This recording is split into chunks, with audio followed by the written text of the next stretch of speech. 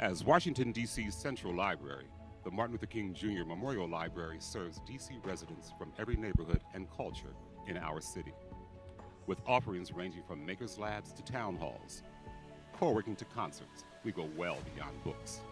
Here, artists and activists, teachers and learners, toddlers and seniors converge to explore our city's past and the infinite potential of its future. Because the MLK Library is not only a place to be quiet, it is a place to be heard, to be understood. It is a place to explore the possibility of all we can be, and it is a place to just be. Welcome to the Martin Luther King Jr. Memorial Library, celebrating 50 years as Washington, D.C.'s first memorial to Dr. King.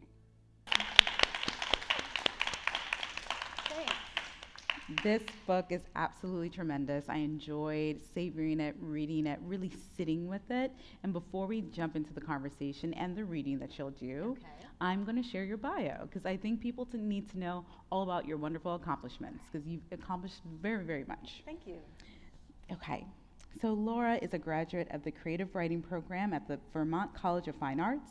She has attended residencies at Bread Loaf Writers Conference and the Tin House Writers Workshop. And she has taught creative writing and literature through the Emerging Voices program at PEN America, Los Angeles, at writing workshops in Los Angeles and throughout various academic institutions. Her writing has been published in the Los Angeles Review of Books, Huffington Post, the Rumpus, the Writer, the Post Road magazine, and Sweet, Soft, Plenty Rhythm is her first novel. But as we were talking about earlier, it's actually not your first novel. It is not my first novel, no. Yes. It is my fifth book. So I wrote 4 novels. No, I wrote 3 novels. This is the 4th, and I wrote a short story collection. So it took 5 books. To get here, yes. That's very important to note because the journey of a writer, it doesn't always start at publication. When you have it in your hand, you can be writing and thinking of concepts and ideas for a very long time before they come to fruition in this way. So congratulations again for having this out in the world. Thank you. Yes, they don't talk as much about the people who it's a little bit harder for, so I'm happy to share that story. Yeah, and we need that. We need that variation of journeys, of stories, of paths. Before you read a passage from the book, can you give us a little context about the story and where, just kind of pull us into what you're about to read? Sure. So Sweet, Soft, Plenty Rhythm is about the women in a jazz musician's life. So it starts off in the first chapter where he learns, as you will see, I'll save it, but he learns something about the woman that is his most kind of beloved partner, and decides that he's not interested in this new responsibility and leaves her where she is. You'll see in just a second. And then throughout the rest of the book, he connects with women that he's been with before. He meets new women. So these are new and past lovers. And so in each chapter, you get a different woman's perspective about that relationship, about him, and what's happening in her life as he's kind of walking in and out of it. So we've got one arc sort of being, what's he going to do? Is he going to meet his responsibilities? And then we've got the arcs of the women sort of, I'm inviting them to finally decide whether or not they're going to stay in this relationship with him or if they're going to shift the dynamics, right? So they're given the opportunity now to maybe move on from this person who's not giving them the relationship that they want. So he's a jazz musician, he plays trumpet, which is one of the reasons we had this great music I'm so happy to have heard. And so that's what it's about. Okay, thank you for that. Sure. And so do you want to read a little bit? Yes. Yeah. So this is from the very beginning. I'm going to leave some of it out, so if you've read this and I'm leaving things out, that's why. And I won't read for very long, but just to give you a sense of how the book feels and what happens. So from the very beginning. The girl may have been the end for him.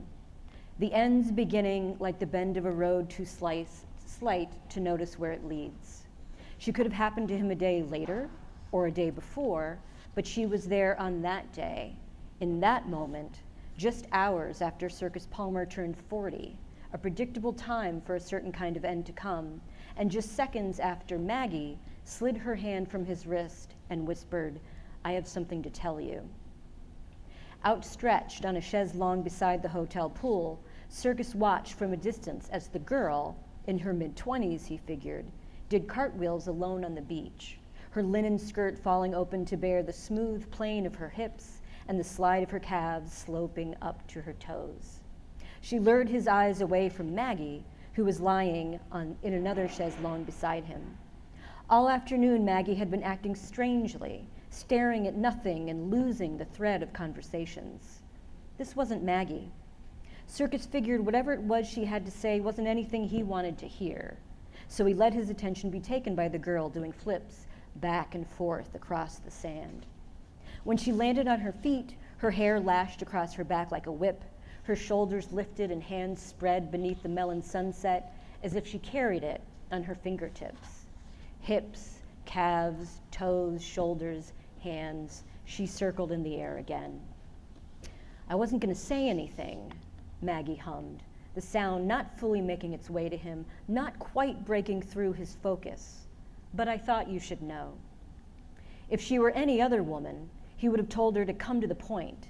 But this was Maggie, so he waited, a sense of dread needling in his gut. Chewing at the inside of his cheek, always his mouth needed something to do, he concentrated on the melody the girl made inside his head as he tapped a nervous rhythm on his knee. Listen to what I'm telling you. The push in Maggie's voice, major keyed and salty, brought Circus back to the cabana, back to the wild turkey, warm in his glass, and Maggie beside him. Her lips were pursed as she stroked her long neck and watched the night begin to fall, possibly without noticing the girl, possibly trying not to. He'd come to Miami to draw a clean line between his first 40 years and his next, and he'd invited Maggie because she was the only female in his life who knew how to be easy. He didn't love traveling with women. A woman in the room meant ending the night back at the hotel where she was waiting. Sorry, baby. He stroked her knee. I'm listening. I was late, she said, so I took the test. He let out a hard breath he didn't know had been stuck in his throat and waited for her to smile, to laugh, to do something, to let him know she was joking. I don't believe it. Believe, sugar. We're careful. Only sometimes. You sure it's mine? The corner of her mouth lifted. Nice try. I'll be damned. Circus opened his legs wider across the chaise. We're like a couple teenagers. A chuckle tapered out of Maggie's mouth with a velvety line of smoke. I didn't think it could happen, not with the number of years I got on me, she said. Baby, you're not of this world. Who knows the miracles that body can do? He took her hand, kissed the inside of her wrist, and linked his fingers through hers. I got you, darling. We'll take care of things when we get back to Boston. She ashed the cigarette again, winced. Right? The cigarette smoking between Maggie's fingers and the liquor in her glass reassured him momentarily, but then he noticed the edge in her gaze. Maggie, come on, he said. I'm thinking. What's there to think about? Don't talk to me like I'm a fool. You know nothing good could come of this shit. I already got a kid barely talks to me. Circus's body seized as if everything keeping him alive had shut down at once. He tried to stay calm, but felt like a cage was rising around him. He imagined climbing back through the moments of the day and settling into the space where he didn't know, so it wasn't yet true, where she hadn't yet told him, so he was still free. Don't do this to me, he said. Everything's about to happen. You know this. I got Peacock Evans trying to set me up with that producer in New York, so I gotta be ready, gotta focus. Man, just talking about it gives me the jitters. Circus lowered his voice. You got everything you could want in your world. You want some kid messing that up? You gonna let some kid get in the way of me finally having what I want? Don't mess with what we got. You're brilliant and kinky and don't need jack from anybody. You're my wildcat, Maggie. Don't get soft on me. When Maggie turned her eyes, Circus knew he had the choice to take back what he'd said or let it widen between them. Maggie rose from the chair, her body blocking his son. Say something else, she said. He took a defiant sip of his bourbon. You're no mother. Maggie collected her bag and stormed across the deck, back inside the hotel. He was surprised to feel a twinge of regret at her walking away, but a swig of bourbon took care of that. It was the dread that stayed in his gut and grew solid. so that the only relief came from down the beach, where the girl was pinwheeling through the air. Oh, so good. Yes. So good. What I absolutely love about your novel is just the tiny details, right? So when you have him drinking the wild turkey, like I'm in my mind, I know the kind of man that drinks wild turkey. You know what I mean? Like he says these things, the way Maggie has her cigarette, how she flickers it. There are just all these like wonderful small details that bring the person and the characters to life. And you have so many vast characters in this book. Can you just walk us through how you decided to create their worlds, their identities, their personalities, and who did you start with? Did you start with Circus? I would love to hear. Okay. So I appreciate what you said about the details. So I also teach, and I teach creative writing. And one of the things that I say to my students is that it really is in the details, right? I mean, if you think about stories that you like or TV shows that you like, it's all of those really specific details that make the characters come to life. And so I really like I need to figure out, in fact, I know what everybody in the book drinks, you know? I love that. And I think even though not everybody drinks, right? I need to know what they drink, even if they're not going to do it in the book. So I like those kind of details, and like I said, I think they help them come alive. So there are about 10 women in the book, including a daughter. So he's got a daughter who's 14. She turns 15 in the book. He's not, as you can imagine, a very good dad at the moment. We'll see what happens.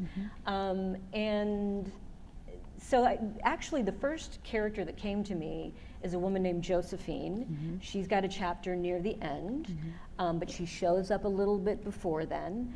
And she's someone who has been pining for Circus for years. She's been involved with him for years, and she's at the end of her rope.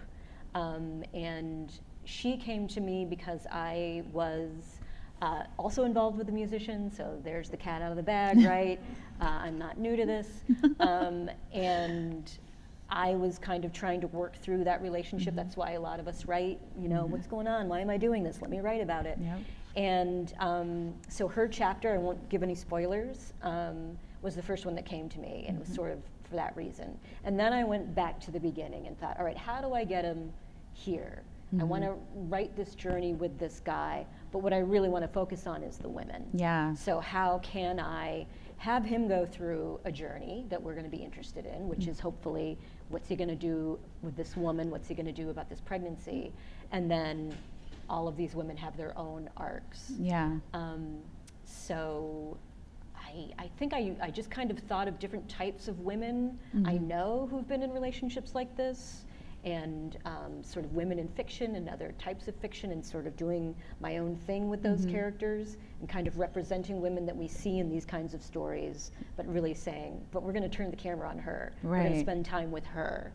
And he's secondary, but what we want to know about is her, who's she, what's going on in her life. Yeah, it's so brilliant because the way, my two favorite characters were Coco and Maggie, and I just felt like they felt like very solid, and just like, even though, you know, Coco's so young, like it feels like she's like a young person coming into herself. And there are moments where, you know, everyone loves Circus, but also everyone hates him at the same time. And me and my girlfriends have a joke amongst each other about like, you're always an asshole to someone, you know, you're not everyone's always gonna like you. So to see like the levels of like just adornment and endearing towards him, and then also just like the complex emotions. How did you decide who was going to be adoring to Circus and who was going to be just completely like, you're horrible, you know, because it goes back and forth, and it feels like that emotional tension feels very relevant throughout the book. Thank you. So Coco and Maggie, my editor Lisa Lucas was thinking we should get T-shirts, Team Coco, Team Maggie. Oh my gosh, those are the characters people like. So Coco is his daughter. She's 14, like I said, and then Maggie's the woman in the first chapter, and she's this really dynamic, very, very confident character. She was the hardest to write because she's not really, my mom thinks she's like me, but I don't feel like she's so much more confident in everything else than I am, so it was hard to write her. But what was your question again? Just the emotional tension. How did you level it out? Because it feels like very well paced, but like all their emotions feel accurate, if that makes sense. Yes. You know, not Yeah. one person is over dramatic or like it yeah. just feels like you were able to say like this is like a real emotion that this person would Yes, feel. that was your question. Yeah. Yeah. So it was important to me, right? I think a lot of people get into, and I won't just say women, right? A lot of people, everybody gets into relationships with people who they're not really getting what they want Yeah. back from. And so, like I said, there are about 10 women in this book with him, and it wouldn't make sense that they're all pining, right? That they're all, you know, weak-kneed in his presence, right? So some of these women, maybe it's not really him. Maybe there's something else that they're looking for. There's something else that they get through him, Yeah. and it's not really about him. And then there are others that they do love him, right? They see something in him and they're drawn. Yeah. Some of the women are really strong, but they're in sort of a weak moment in their lives. Yep. And so I felt like that is going to be more authentic. It's going to be more interesting, right? You wouldn't want to read, you know, 300 something pages of a bunch of women who are just crying and eating ice cream, which is how we usually see these women, right? In these kind of stories. Yeah. And so that's why I wanted to do that. And so you've got some women who are, you know, well, you've got Coco who's 15, you've got a woman who's 50. Yeah. You've got women who are, you know, having jobs that are taking them around the world, and then you have others who are, you know, just sort of getting their lives started. Yeah. And they all have different reasons that they're drawn to him. They all have different things that they're, ways that they see him and how they feel about themselves. And I just felt that makes interesting characters, and that's going to make that story more interesting to readers, hopefully. Yeah, I mean, it was very dynamic. The other thing that I really enjoyed in the beginning of the book, how you set it up with Circus turning 40, because we all have these monumental birthdays, like 20, 25, 30, and then there's 40. Right. And at 40, there is this perception that you have it all together, your life is going to be, you know, in this direction of success, whatever that looks like for the individual. Yes. So you have him. Why did you choose 40? Like, is that was that intentional as well? I think it was because, so he's a musician, he's a trumpet player, and he's one of those, he's a local musician, right? So he's doing pretty well locally, but he had much larger dreams for himself, much larger goals that he hasn't reached. And I think that, you know, especially as a creative person, I know I felt that way. I'm not near 40 anymore, but when I was approaching 40, I was like, oh, this window is closing. Yeah. That's not true, right? But you feel that way. Yep. And so I felt for him as a musician, right? I don't know, yeah, 40 is an age where you really start to consider how much time you have left, not only on Earth, but also like, can I still succeed at this age? Are people still going to pay attention? Am I still doing work that's interesting to other people, or am I kind of washed up at this point? Have I missed the curve? And so that's why I wanted him to be turning 40. So it wasn't just he's the jerk who doesn't want to meet this responsibility. I wanted there to be bigger reasons for him. And part of it is I've got this dream, and if I don't do it now, it's now or never. It's not going to happen. Right. Yeah. Can you talk more about writing Circus's character, being a man? Not to say that women can't write men, obviously that's not the case, but like how were you able to channel his voice, especially when you're competing with these 10 other women? How did you make sure that like Circus remained like centered and still in his voice? It's funny because, and I don't understand this, but he was the easiest. Oh, really? He was the easiest to write. I don't remember when I was realizing, like, I don't even have to think about what he's going to say or do. Because men are less complicated. I'm joking. Maybe that was a joke. Yeah, but for some reason, like I said, I really got him. I mean, I understand him. And this is not a book where, you know, I'm saying that men are terrible and giving them their just desserts. I mean, I don't want to write those kind of books. I want to write about characters and understand them. And so I do understand him. I understand what it's like to make sacrifices for your dreams. I know what it's like to, I mean, it's funny, I tell this story sometimes. I have a friend who is a musician and a poet, and he was performing once, and I was standing behind him, and he's a good-looking guy, he's attractive, he's not the greatest thing since sliced bread, but he's attractive, right? But when you look, I was sitting behind him, and if you just looked out, all of the women were just like, you know what I mean? And so I was like, no wonder it's so hard for him. He wasn't the most loyal guy, And I kind of got it. Like, that must be hard to just going home, right? Yeah. And so I understand him, and I wanted to understand him. So you were channeling that energy when you were writing Circus, Yeah, like I that think audience so. of women just looking. Yeah. And it was fun. It was Yeah. fun trying to get to know that guy. Yeah. And so then the women, like I said, some of them were harder, but like I said, it was those kinds of details. Like I said, what do they drink? What do they listen to? What music do they listen to? We've got a Spotify list, I guess, that's out now. Yes. That's got music from all of the women. These are their tastes. This is how they feel to me. This is what they wear. This is what they like about him. Yeah. You know what I mean? This is what part of the country they're from. You know, those kinds of details.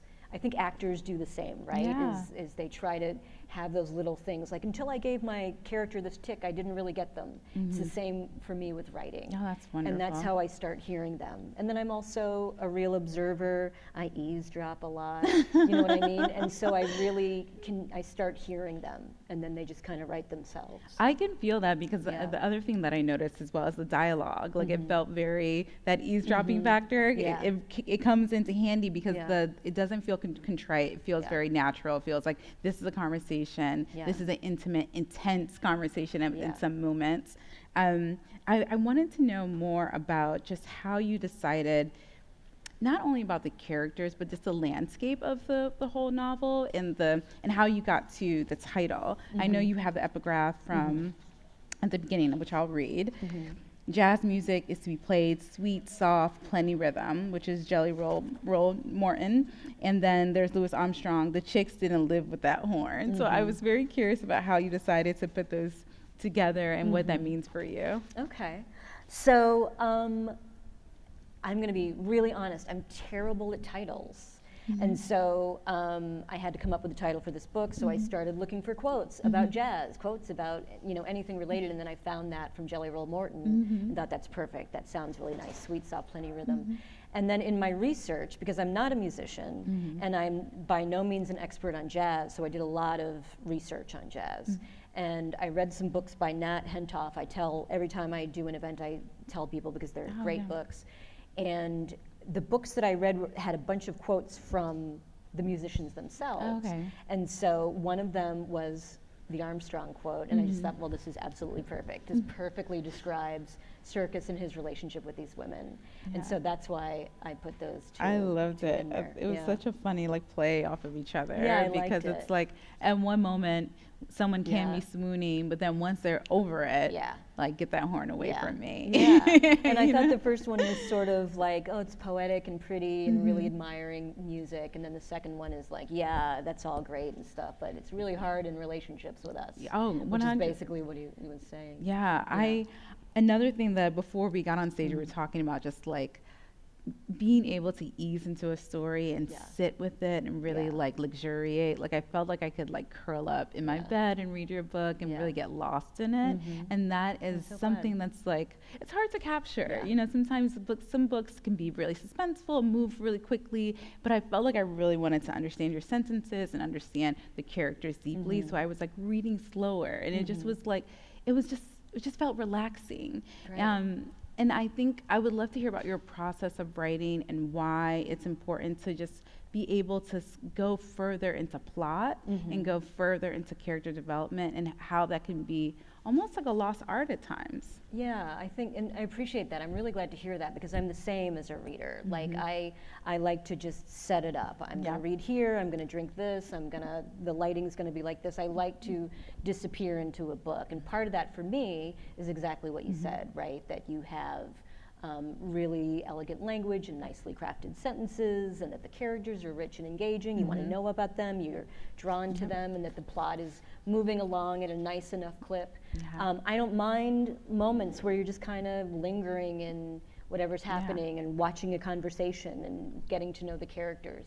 So I like those kind of books, and so those are the kind of books that I try to write.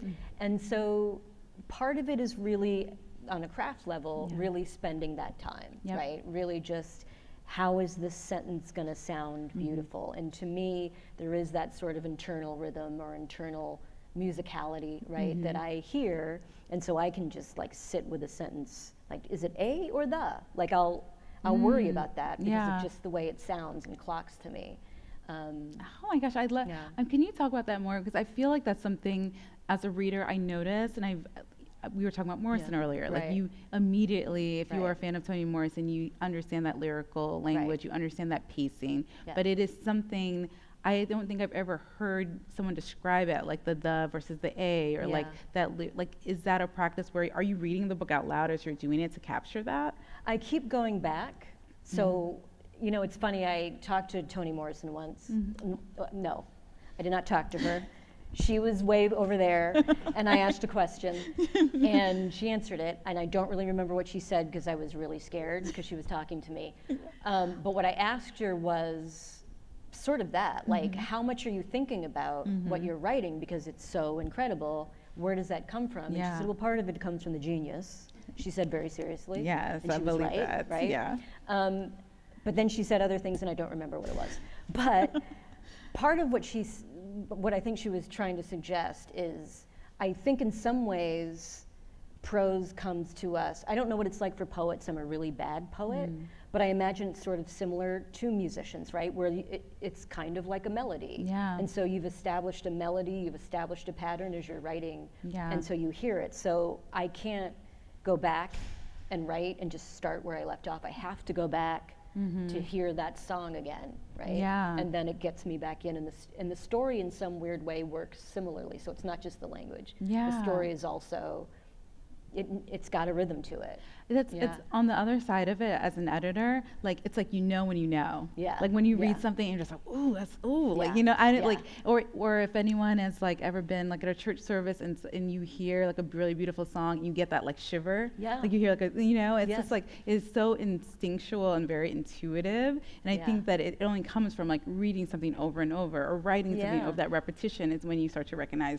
as Morrison said, the Yeah. genius. Right. Yeah. And it's hard to explain to people Yeah. because people want to say, It's very how do you innate. do that? Yeah. And it sounds like you're trying to be mysterious or like sexy, like, oh, I don't know, it just comes. It just comes but it to really me. is, Yeah. like you said. Yeah. Like, I don't know, it's done, and I just kind of know that it's done, or Yeah. the sentence is ready. That's what I meant to say. Okay, Yeah. there it is. But You I think feel I do think that what you said earlier, it's the repetition. It's like the Yeah. practice of doing it over and Yes. over, and then you get more confident in knowing that's it. Yes. And you kind of, I think, have your tricks, Mm-hmm. and they're not necessarily things that are like the default, and so you're getting lazy. Yeah. But they're just your way of like you know, pulling yourself in. Exactly, It's such it's such a Yeah. fascinating thing, and especially hearing a writer like Yeah. speak to it and saying it out loud, like this is how I come to this Yeah. conclusion, or this is how I formed this Yeah. beautiful book. I am very curious to hear the relationship between you and Lisa. Lisa is Okay. such an incredible editor, person, just like all the things. How was it when she was cutting stuff? 'Cause I'm just like, Well, so- like yeah. how did you take her like your notes? So the first thing else, Lisa Lucas is the editor of Pantheon. Mm-hmm. She is running it. Before that, she was with the National Book Award, the National Book Foundation that does the award. And she worked for Guernica. She's phenomenal. She's phenomenal. And my book went to auction, and when they told me that Lisa Lucas wanted it, I was like, we don't really need to go to auction. But so she's great. She doesn't actually edit the book, so I have an Okay. actual editor who goes through Okay. the book. By the time I got it to them, though, this took me 2 years, Yeah. right? This was a huge process. So it had been revised so many times. So it Okay. was pretty polished by the time Okay. they got it. So I didn't get any. Like, we'll see what happens.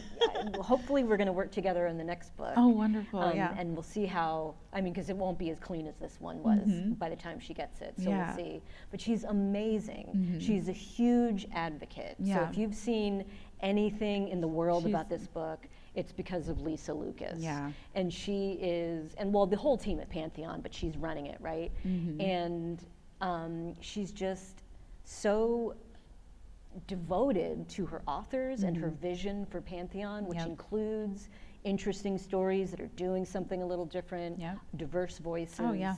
And she's just a powerhouse. Oh, I yeah. mean, I've seen her speak at events, and I'm just like, I can't believe I get to work with her. Yeah. So I'm grateful Yeah. every day that she's the one. I absolutely agree with everything you Yeah. said about Lisa. Yeah. What I will add to that is I think she has a profound sense of rigor. Like she is also just like very sharp when it Yes. comes to like if she says it's a good book, it's a good book. Yeah. Because she's done the reading, she's done the research, she vets things very thoroughly. Yes. And so like when it came into my inbox, I said, oh yeah, Lisa said so. I'm definitely reading this book too. She's a huge advocate, and I'm so proud and so grateful to be working with her. Yeah. It's amazing. Yeah. Okay, so on the other side of that, were there any things that like you're like, oh, I wish I left that in, or like anything on the cutting room floor that changed in the editing process? Because I would like to hear about your revision process. Sure. So there were a couple of chapters that we took out. Okay. So this isn't a huge spoiler because I sort of said it in the beginning, and I think they say it in all the copy, but he leaves Maggie. Yep. They're in Miami. He leaves her there. He goes back to Boston alone.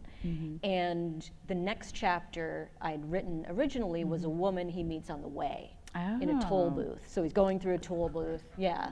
Circus gets around. He gets around. Okay. And he's just like, hey, she's here.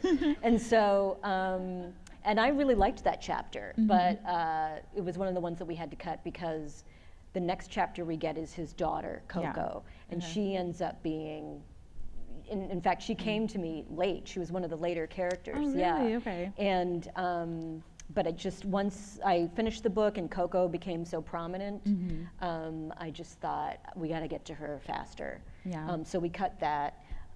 There was another chapter that was actually from a man's perspective. And it was a man whose wife was having an affair with Circus. Oh, I would have loved to hear that. I know. But we also let that go, right? So we could sort of stay with the, focus on women. So we'll see. Maybe one day we'll put those into the world somewhere. Oh my gosh. I couldn't also, I love to visualize like who characters were, and I had a hard time picking who's like, can you tell me if you were, if you were casting this, who would be your Circus? Okay, so I have no idea, to tell you the truth. Let's pretend like Oprah and Ava are watching and they want to option it right now. I know, get ready. Okay, so I don't know what I'm allowed to say. Okay, Michael B. Jordan is probably too young. Okay, right? I feel like he's also, I feel like Circus is tall.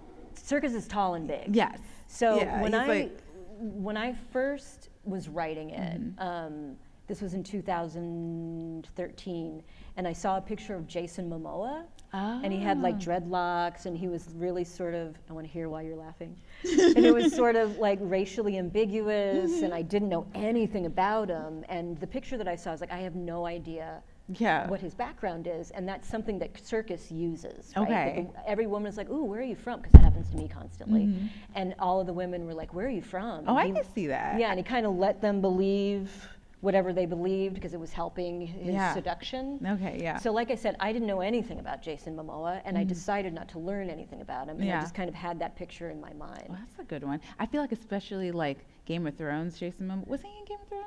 Yeah. Like that vibe with some locks or something. Yeah. But since then, I mean, I would love it if it were Mahershala, but I feel like it's Mahershala. He's not gonna. Oh my God! What?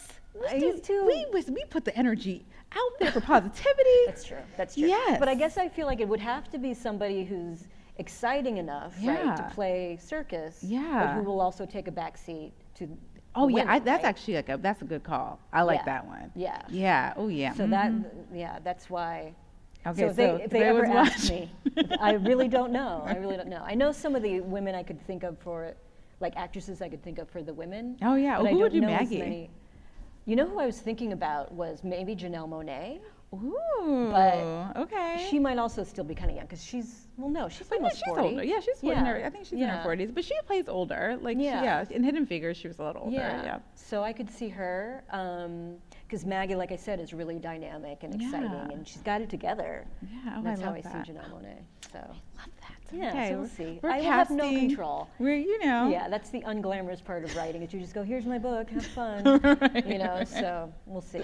Were there other pieces of just writing or this process in general? You spoke a little bit about how the journey was different for you. Were there other parts of this journey that have been surprising or just like you would like to warn or let other writers know that, okay, A, don't give up, because I feel like I'm getting that vibe from you. Do not give up. Keep like striving forward. But what other things can we do to encourage writers that want to sit in this chair and have their book published one day? You know, people are starting to ask me that. That question's coming. Yeah. And the thing that I'm thinking that I keep coming back to is for sure, don't give up. Yep. And I think we say don't give up to people, and we don't go any further than that. And they're like, well, what does that mean? Right. And what I mean is, when I didn't give up, it wasn't just that I was like, I'm still hoping this happens. It was, I guess I have to keep working on this craft. Yeah. I guess I have to figure out what maybe I'm not doing well enough yet, or where my blind spots are. I kept learning, I kept trying to get better, I kept reading. Yeah. So it wasn't only that I was continuing to try to get published, I was trying to get better at the craft. Yeah. The other piece that I like to share is, like a lot of things, especially in the creative arts, this business is tough. Yep. And it's not always nice. Yep. It's definitely not fair very often, which is one of the things that Lisa's concerned about, and why I'm happy to work with her. And so make sure that you differentiate between you and you as a human being and your art and your worth as an artist and the market. Because very often the market is not thinking about, this is beautiful, let's make sure we get behind it. The market is usually thinking about, how much money can we make off of this? Right. How can we package it, and to whom? Yep. And so, and don't forget about that, right? Because you're gonna have to play it, right? My life right now is not like, ooh, this is great. I'm like tweeting, and what else do you need me to do to sell this thing? Because it's still a business, right? But part of what's heartbreaking is feeling like I'm not being accepted. They don't like me. Maybe I'm not good. And often that's not true. That's not true at all. Business. It's not and true at so all. that's what I want people to come away with. And I think that's like another reason why it's so important to have communities that like embrace and say, you're doing a great job, this is a beautiful book, and we're here to support you, because that is a misconception that your work is, I mean, how can anyone say this book isn't fantastic, you know? And it's like all these barriers are in place to, unfortunately, aren't favorable to people of color. Right.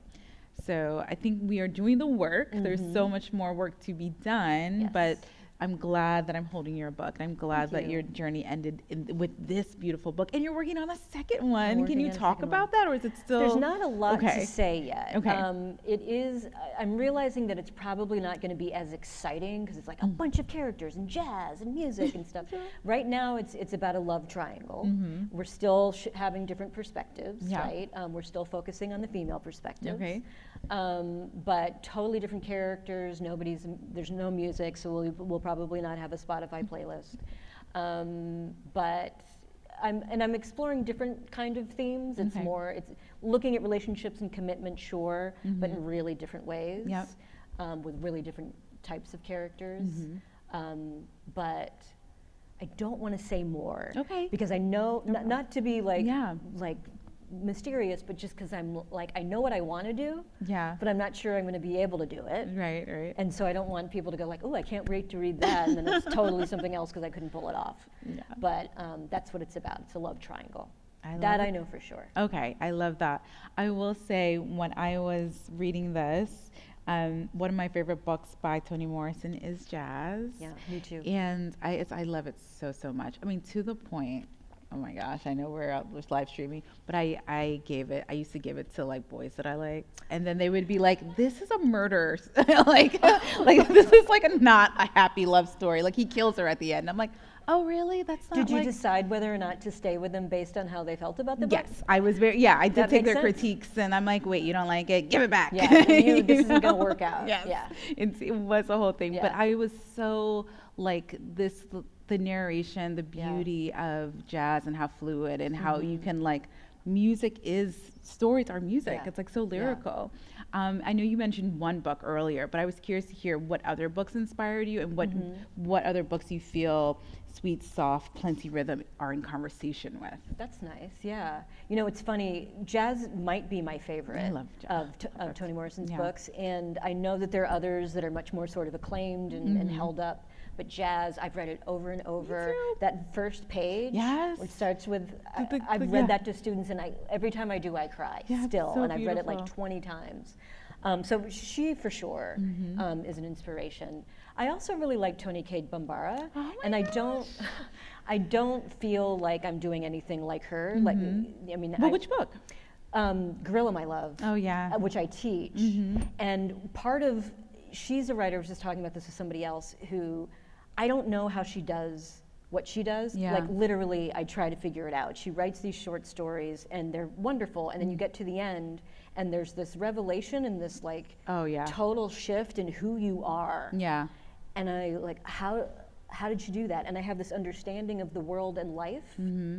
And I don't exactly know what it is, but she did it somehow. I'm still stuck with that because I Yeah. think it's because she's like author, anthropologist, cultural worker, like roots worker, like she's Yeah. all of these Yeah. things, and it shows up so brilliantly in Yes. her work. Yeah. And I will also, I will give a plug to the Bombara family. They are Yeah. so phenomenal, and they're working on so many great things right now because Mm-hmm. they're hoping to build a center in our name in Atlanta. Nice. Oh, nice. Her daughter's amazing, her granddaughter's amazing. They're just beautiful people, and I think her work is just, it's not, I don't even know how to explain. It's not just scholarship. It's like a living work. Yeah. Do you know what I mean? Yeah, it really is. Yeah, it's Yeah. just like, And I've been really glad because I teach literature and I teach first year English classes that Yeah. a lot of students are forced to take. Mhm. And whenever I teach her, I always have students, most of the students like her. Like most of the students Yep. want to read,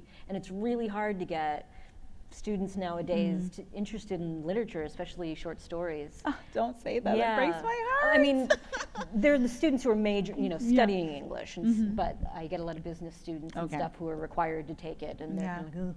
But then they all like her. So, Yeah. but then I would read a lot of poetry and really music. Yep. I mean, I listen to music anyway when I write, and it really, I think it helps with the writing and the language and the lyricism as you're talking about, because I just like, this is kind of a sexier scene, so I've got Yeah. to hear some music that's gonna feel that way. Right. And I don't mean like emotionally, I mean like literally Yeah. on a physical level. Right. This is more aggressive, whatever. Yeah. So music and poetry a That's lot as well. So good, so good. I am going to turn it to the audience as well. And if folks have questions for Laura or just want to say how fabulous her book is. Although it just came out. I right? know, Like I know. And people had early 10 hours ago. copies. That's true. Anybody did. Yeah, you have the mic, David. You want to? Yeah, sure. You want to ask a question? I'll probably go without it. I think. I'm curious to know, how long did it take to write the book, and how many occurrences of writer's block did you encounter writing this particular book? Thanks. So I started in 2013, and then I was living in Boston at the time, and I wanted to move to LA, which is where I live now. And so I was teaching at the Berklee College of Music, and I was an adjunct, so I took on a bunch more classes than I could possibly handle to afford the move. So there was about a year or so in there that I was just kind of teaching. I didn't have the time for the book. So if you kind of squish it all together, it probably took me about 3 years to actually write it, although it was over the course of about 5 or so years. And then writer's block, I didn't have a lot of writer's block. And I think part of it is because it was just really coming and flowing and I was into it. And part of it is I have little tricks to get out of writer's block, which I'm happy to share. Yeah, please do. And part of it is, one of the things that I do, like I said, I just go to my bookshelves and I pull a book down and I look for lines. I don't steal them, of course, but they often like, yeah.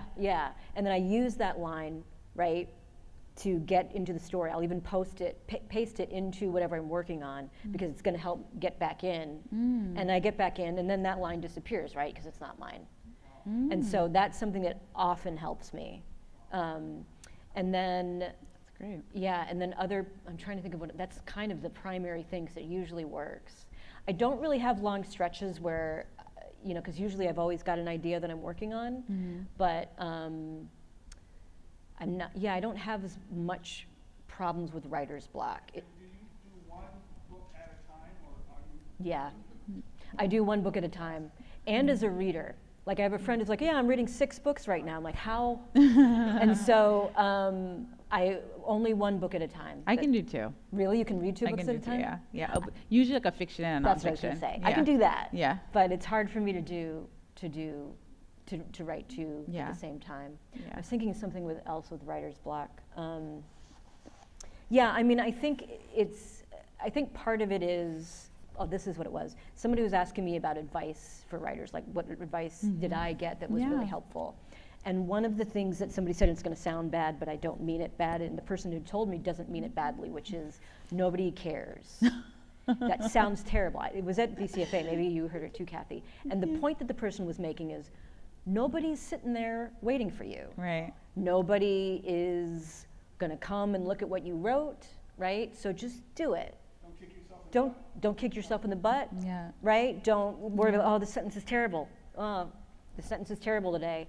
Tomorrow maybe it'll be better. Yeah. Or maybe this whole section is just gonna be awful and I'm gonna have to change it later, and that's fine. Or, and this is another thing, especially with writer's block, just write really terribly. Yeah. It's like, I can't come up with anything today, but okay, so he has to walk across the street. He walks across the street, he sees her, he buys her a sandwich, and then you get through it. Yeah. And then very often, the block will start going away and you'll start writing stuff you like. Yeah. At the very least, you've gotten further along. I You've agree with written that. some pages. I love revision now. I feel like that's like part of what makes you like lose the writer's block, because you stop being so like precious about stuff. You're just like, you're okay with it being bad. Yeah. And then it's like, okay, this sucks, but then the next day could be like really wonderful. Be or okay with it being bad. Like, Do you have tricks? No, but I'm going to use that line. I'm going to use that prompt line. Yeah. I just try to like, I like power through. Like I'll just kind of like write something and then I'm like, this makes no sense. But then sometimes I'm like, I'm brilliant, you know? Yes. But I just try to like write consistently. Yeah. Yeah. Yeah, and I think that's the thing. I mean, I'm not really good at just writing terrible drafts. Like I always feel uncomfortable when I'm sleeping and I go, that draft was terrible. But for me, you know what I mean? But I know that that's better than not writing that day. You know what I mean? And that I can go back to it. So, yeah, of course. No problem. But can you tell me, how many characters do you have other than the main character? What was his name?